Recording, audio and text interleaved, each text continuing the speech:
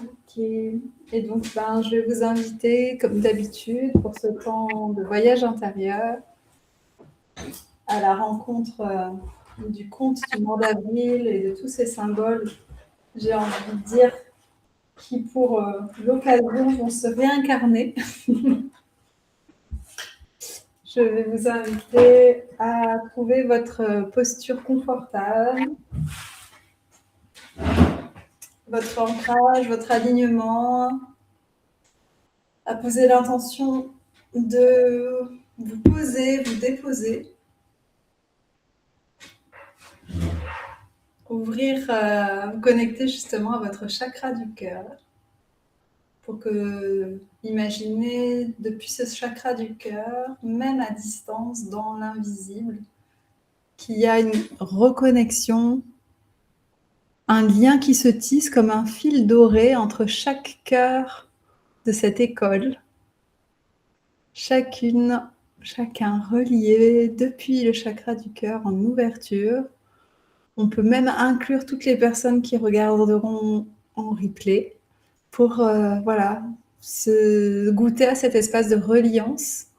Au-delà même de la présence, en fait, on peut poser cette intention et remercier.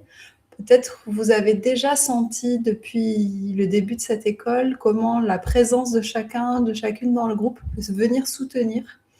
Et donc aujourd'hui, de le mettre en conscience. Et depuis cet espace du cœur relié et ouvert, de laisser les messages émerger pour votre vie à travers ce voyage dans le conte. Je vous souhaite un beau voyage.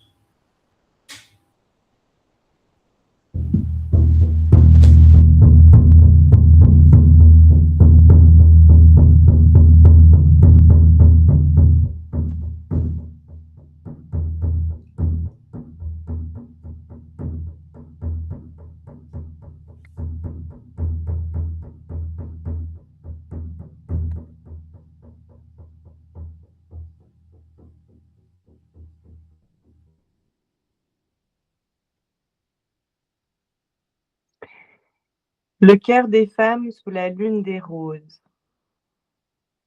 Il était une fois, dans un temps hors du temps, une nuit d'avril bercée par le souffle doux de la terre-mère.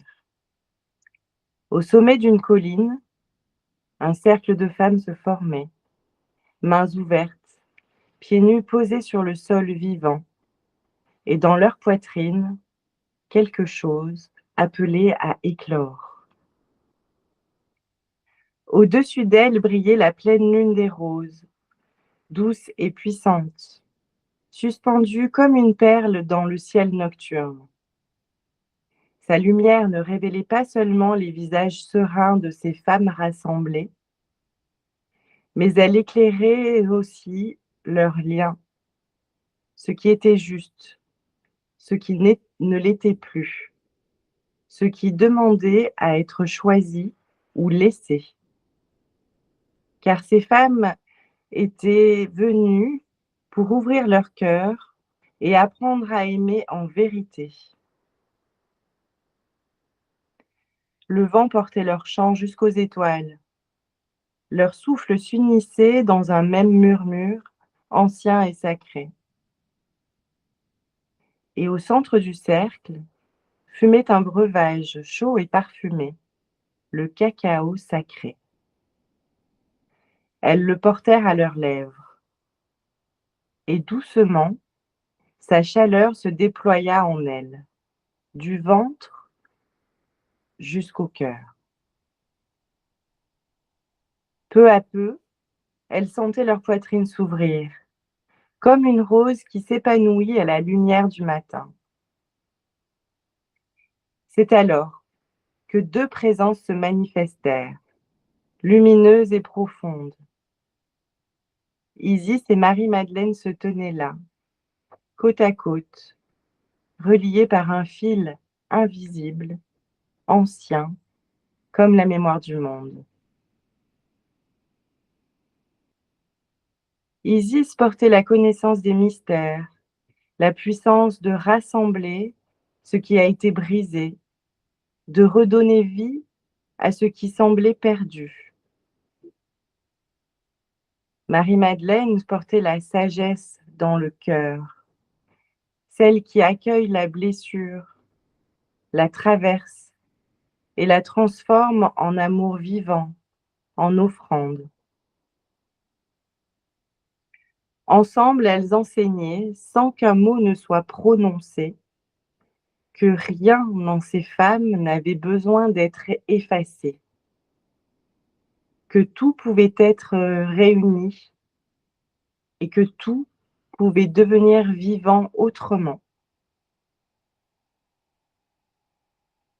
Les émotions retenues pouvaient enfin circuler. Les larmes devinrent sources et en chacune naquit quelque chose de précieux. Une vérité, un élan, un rêve ressuscité qui leur appartenait de nourrir, de protéger et d'oser porter dans le monde.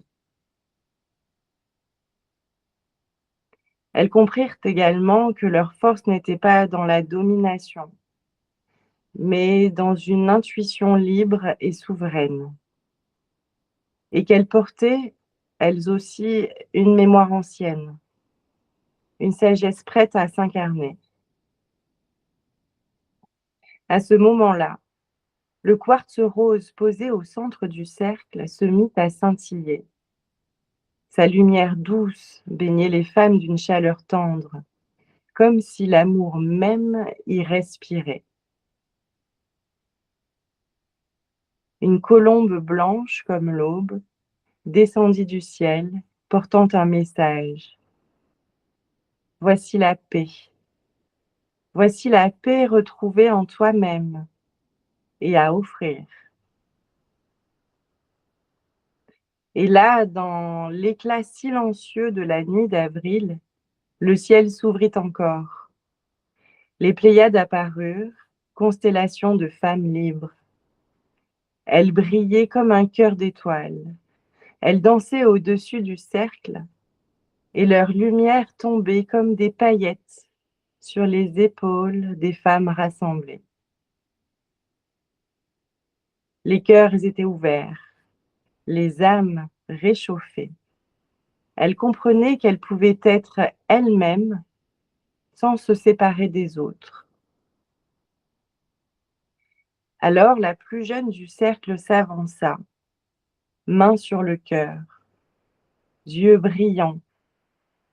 Elle dit simplement: Je me souviens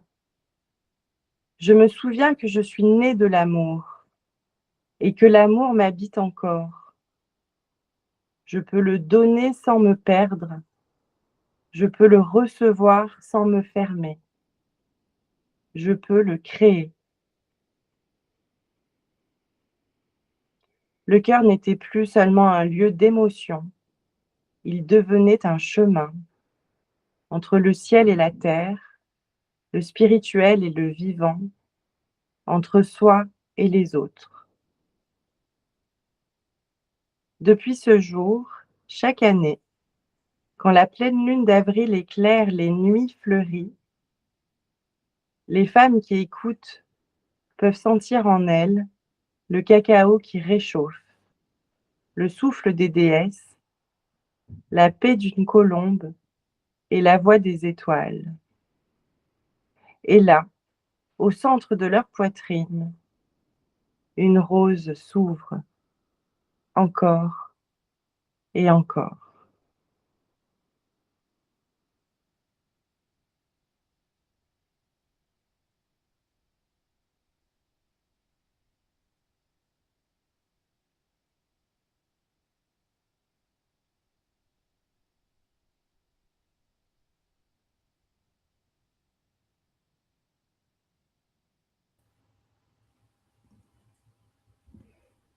C'est dur de revenir. Merci Laura de nous avoir amenés dans cet espace hors du temps, rempli de beauté. Merci à chacune à votre rythme de revenir ici et maintenant parmi nous. Pour tout vous dire, je l'ai réécrit hier soir. Parce que la première version que j'avais lue lors de la cérémonie cacao, elle était très belle, hein. Mais il y avait pas le nous. Il y avait ouvrir son cœur et il était beaucoup pour soi.